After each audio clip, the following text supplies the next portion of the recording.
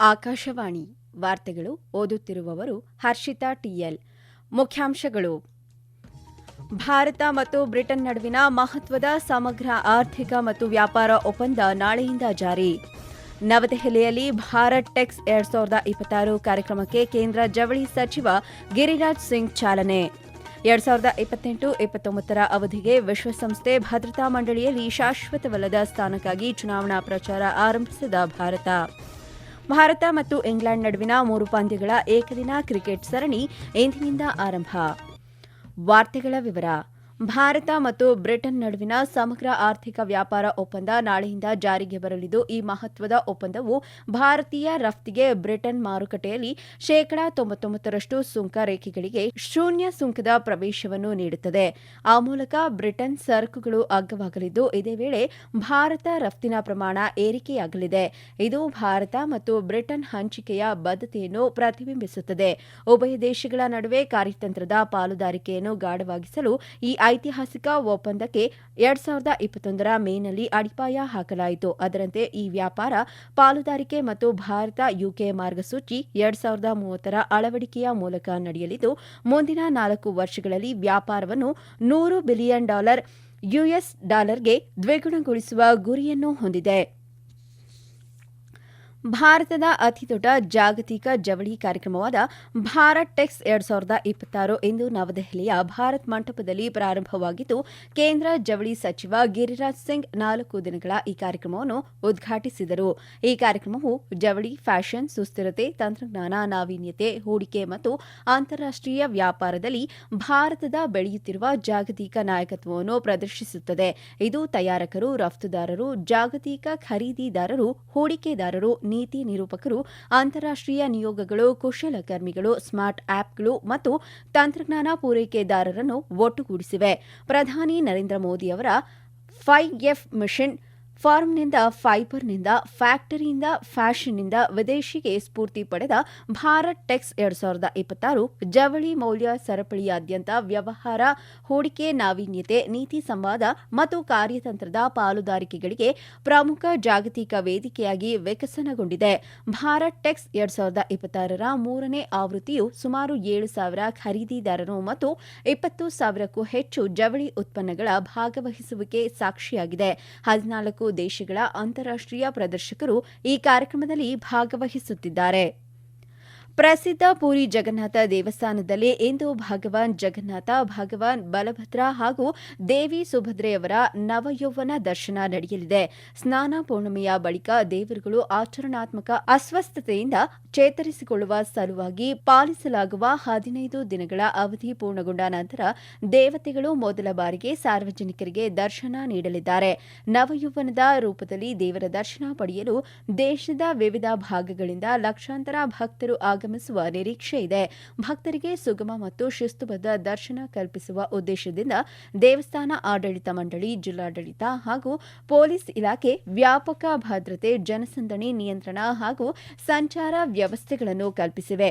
ಇದೇ ಗುರುವಾರ ನಡೆಯಲಿರುವ ರಥಯಾತ್ರೆಯಲ್ಲಿ ಜಗನ್ನಾಥ, ಬಲಭದ್ರ ಮತ್ತು ಸುಭದ್ರೆಯವರು ಸಂಪ್ರದಾಯಬದ್ಧವಾಗಿ ಶ್ರೀ ಗುಂಡೀಚ ದೇವಸ್ಥಾನದತ್ತ ಪಯಣ ಬೆಳೆಸಲಿದ್ದಾರೆ.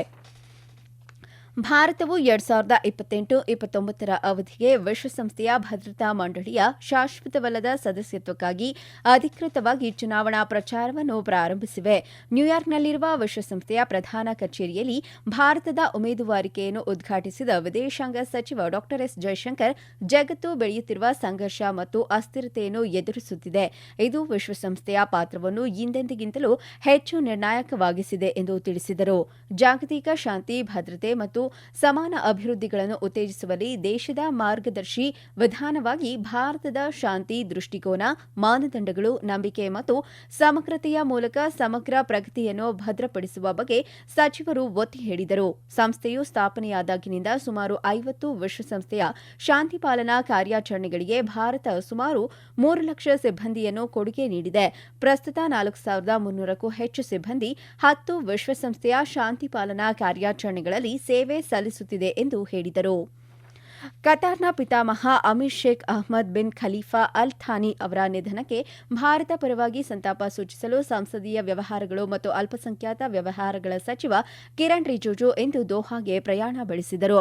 ಆಧುನಿಕ ಕತಾರ್ ನಿರ್ಮಿಸುವಲ್ಲಿ ಅಮೀರ್ ಶೇಖ್ ಖಾನ್ ಅಹ್ಮದ್ ಅವರ ಪಾತ್ರ ಪ್ರಮುಖವಾಗಿದ್ದು, ಅವರು ಭಾರತದ ಉತ್ತಮ ಸ್ನೇಹಿತರಾಗಿದ್ದರು ಎಂದು ವಿದೇಶಾಂಗ ಸಚಿವಾಲಯ ಹೇಳಿದೆ. ಈ ವಾರ್ತೆಗಳನ್ನು ಆಕಾಶವಾಣಿಯಿಂದ ಕೇಳುತ್ತಿದ್ದೀರಿ. ನಮ್ಮ ಎಲ್ಲಾ ರಾಷ್ಟ್ರೀಯ ವಾರ್ತೆಗಳು ಹಾಗೂ ಪ್ರದೇಶ ಸಮಾಚಾರ ಈಗ ಆಕಾಶವಾಣಿ ನ್ಯೂಸ್ ಕನ್ನಡ ಯೂಟ್ಯೂಬ್ ಚಾನೆಲ್ನಲ್ಲಿ ಲಭ್ಯ. ನಮ್ಮ ಎಕ್ಸ್ ಖಾತೆ ಮತ್ತು ಇನ್ಸ್ಟಾಗ್ರಾಂ ಖಾತೆ ಆಕಾಶವಾಣಿ ನ್ಯೂಸ್ ಕನ್ನಡ. ಹೆಚ್ಚಿನ ಮಾಹಿತಿಗಾಗಿ ನಮ್ಮ ಫೇಸ್ಬುಕ್ ಖಾತೆ AIR ಕನ್ನಡ ನ್ಯೂಸ್ ಅನುಸರಿಸಿ. ಮಾಹಿತಿಯ ಹೂರಣ ವಾರದ ಕಾರ್ಯಕ್ರಮ ಪ್ರಚಲಿತ ವಿದ್ಯಮಾನ ಪ್ರತಿ ಬುಧವಾರ 9:15ಕ್ಕೆ.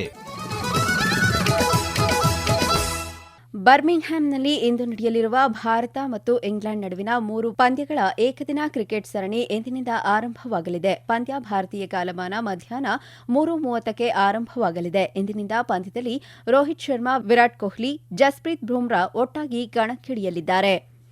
ಭಾರತದ ಜೂನಿಯರ್ ಮಹಿಳಾ ಅಂಡರ್ 21 ಹಾಕಿ ತಂಡವು ಇಂದು ಇಂಗ್ಲೆಂಡ್ನ ಲಿಲ್ಲೆಶಾಲ್ ರಾಷ್ಟ್ರೀಯ ಕ್ರೀಡಾ ಕೇಂದ್ರದಲ್ಲಿ ಯುನೈಟೆಡ್ ಕಿಂಗ್ಡಮ್ ಎಕ್ಸ್ಪೋಜರ್ನ ಪ್ರವಾಸದ ಅಂತಿಮ ಪಂದ್ಯದಲ್ಲಿ ಬೆಲ್ಜಿಯಂ ತಂಡವನ್ನು ಎದುರಿಸಲಿದೆ. ಪಂದ್ಯ ಭಾರತೀಯ ಕಾಲಮಾನ ಮಧ್ಯಾಹ್ನ 2:30ಕ್ಕೆ ಪ್ರಾರಂಭವಾಗಲಿದೆ.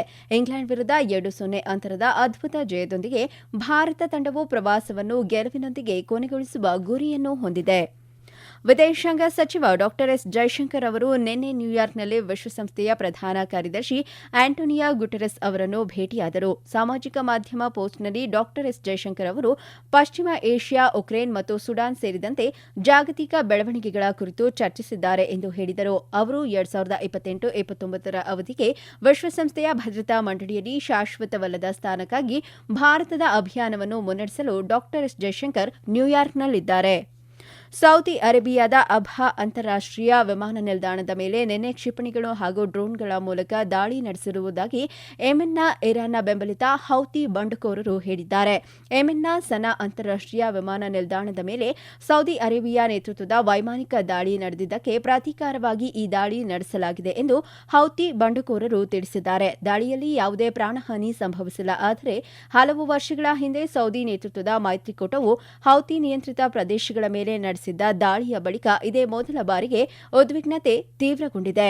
ಯೆಮೆನ್ನಲ್ಲಿ ನಡೆದಿರುವ ವೈಮಾನಿಕ ದಾಳಿಗಳ ಕುರಿತು ಸೌದಿ ಅರೇಬಿಯಾ ಅಧಿಕಾರಿಗಳು ತಕ್ಷಣವೇ ಯಾವುದೇ ಪ್ರತಿಕ್ರಿಯೆ ನೀಡಿಲ್ಲ. ಹಾರ್ಮುಜ್ ಜಲಸಂಧಿ ಮೂಲಕ ಸಾಗುತ್ತಿದ್ದ ಸಂಯುಕ್ತ ಅರಬ್ ಎಮಿರೇಟ್ಸ್ಗೆ ಸೇರಿದ 2 ತೈಲ ಟ್ಯಾಂಕರ್ಗಳ ಮೇಲೆ ಇರಾನ್ ಕ್ರೂಸ್ ಕ್ಷಿಪಣಿಗಳ ದಾಳಿ ನಡೆಸಿದ ಪರಿಣಾಮ ಭಾರತೀಯ ಸಿಬ್ಬಂದಿಯೊಬ್ಬರು ಮೃತಪಟ್ಟಿದ್ದು, ಇತರ 6 ಭಾರತೀಯರು ಸೇರಿದಂತೆ 8 ಮಂದಿ ಗಾಯಗೊಂಡಿದ್ದಾರೆ. ಸಂಯುಕ್ತ ಅರಬ್ ಎಮಿರೇಟ್ಸ್ನ ರಕ್ಷಣಾ ಸಚಿವಾಲಯದ ಪ್ರಕಾರ ಓಮನ್ ಪ್ರಾದೇಶಿಕ ಸಮುದ್ರ ವ್ಯಾಪ್ತಿಯ ಹಾರ್ಮುಜ್ ಜಲಸಂಧಿಯ ದಕ್ಷಿಣ ಮಾರ್ಗದಲ್ಲಿ ಸಂಚರಿಸುತ್ತಿದ್ದ ಮೊಂಬಾಸಾ ಮತ್ತು ಅಲ್ ಬಹಿಯಾಜ್ ತೈಲ ಟ್ಯಾಂಕರ್ಗಳನ್ನು ಗುರಿಯಾಗಿಸಿ ದಾಳಿ ನಡೆಸಲಾಗಿದೆ. ಅಮೆರಿಕದ ಟೆಕ್ಸಾಸ್ನಲ್ಲಿ ರಾಜ್ಯದ ಡಲ್ಲಾಸ್ ಕ್ರೀಡಾಂಗಣದಲ್ಲಿ ಇಂದು ನಡೆಯಲಿರುವ ಫಿಫಾ ವಿಶ್ವಕಪ್ ಫುಟ್ಬಾಲ್ ಪಂದ್ಯಾವಳಿಯ ಮೊದಲ ಸೆಮಿಫೈನಲ್ಸ್ನಲ್ಲಿ ಫ್ರಾನ್ಸ್ ಮತ್ತು ಸ್ಪೇನ್ ತಂಡಗಳು ಮುಖಾಮುಖಿಯಾಗಲಿವೆ. ಪಂದ್ಯ ಭಾರತೀಯ ಕಾಲಮಾನ ತಡರಾತ್ರಿ 12:30ಕ್ಕೆ ಆರಂಭವಾಗಲಿದೆ. ಸತತ 3ನೇ ಬಾರಿಗೆ ಫಿಫಾ ವಿಶ್ವಕಪ್ ಫೈನಲ್ ಪ್ರವೇಶಿಸುವ ಗುರಿಯೊಂದಿಗೆ ಫ್ರಾನ್ಸ್ ಕಣಕ್ಕೆ ಇಳಿಯುತ್ತಿದೆ. ಇತ್ತ 2010ರಲ್ಲಿ ವಿಶ್ವಕಪ್ ಪ್ರಶಸ್ತಿ ಗೆದ್ದ ಬಳಿಕ ಮೊದಲ ಬಾರಿಗೆ ಫೈನಲ್ ಪ್ರವೇಶಿಸುವ ಉದ್ದೇಶದಿಂದ ಸ್ಪೇನ್ ತಂಡ ಸೆಮಿಫೈನಲ್ಸ್ನಲ್ಲಿ ಸೆಣಸಲಿದೆ. ಕೊನೆಯಲ್ಲಿ ಮತ್ತೊಮ್ಮೆ ಮುಖ್ಯಾಂಶಗಳು. ಭಾರತ ಮತ್ತು ಬ್ರಿಟನ್ ನಡುವಿನ ಮಹತ್ವದ ಸಮಗ್ರ ಆರ್ಥಿಕ ಮತ್ತು ವ್ಯಾಪಾರ ಒಪ್ಪಂದ ನಾಳೆಯಿಂದ ಜಾರಿ. ನವದೆಹಲಿಯಲ್ಲಿ ಭಾರತ ಟೆಕ್ಸ್ 2026 ಕಾರ್ಯಕ್ರಮಕ್ಕೆ ಕೇಂದ್ರ ಜವಳಿ ಸಚಿವ ಗಿರಿರಾಜ್ ಸಿಂಗ್ ಚಾಲನೆ. 2028-29 ಅವಧಿಗೆ ವಿಶ್ವಸಂಸ್ಥೆ ಭದ್ರತಾ ಮಂಡಳಿಯಲ್ಲಿ ಶಾಶ್ವತವಲ್ಲದ ಸ್ಥಾನಕ್ಕಾಗಿ ಚುನಾವಣಾ ಪ್ರಚಾರ ಆರಂಭಿಸಿದ ಭಾರತ ಮತ್ತು ಇಂಗ್ಲೆಂಡ್ ನಡುವಿನ 3 ಪಂದ್ಯಗಳ ಏಕದಿನ ಕ್ರಿಕೆಟ್ ಸರಣಿ ಇಂದಿನಿಂದ ಆರಂಭ. ಇಲ್ಲಿಗೆ ವಾರ್ತಾ ಪ್ರಸಾರ ಮುಕ್ತಾಯವಾಯಿತು. ನಮ್ಮ ಮುಂದಿನ ವಾರ್ತಾ ಪ್ರಸಾರ ಮಧ್ಯಾಹ್ನ 2:30ಕ್ಕೆ.